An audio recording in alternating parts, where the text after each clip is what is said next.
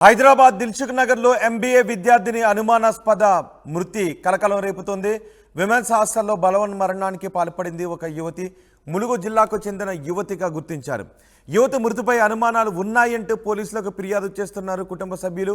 Case నమోదు చేసి దర్యాప్తు చేస్తున్నారు పోలీసులు. పోస్టుమార్టం నివేదిక వచ్చిన తర్వాత పూర్తి వివరాలు వెల్లడిస్తామని పోలీసులు చెబుతున్నారు.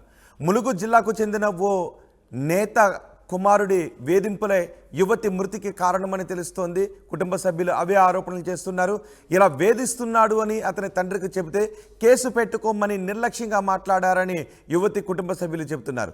తమకు న్యాయం చేయాలి అని డిమాండ్ చేస్తున్నారు. ఇలాంటి ఘటనలు మళ్ళీ జరగకుండా చర్యలు తీసుకోవాలని ఆవేదన వ్యక్తం చేస్తున్నారు. ఒకసారి ఆ యువతి కుటుంబ సభ్యులు ఏం మాట్లాడారో చూద్దాం. కాంగ్రెస్ నాయకుడు కొడుకు మా మేనకోడల్ని హెరాస్మెంట్ చేసి మోసం చేసి మోసగింపు మాటలతో ఆత్మహత్య చేసేలాగా ప్రేరేపించి ఎదిరించి చేశాడు.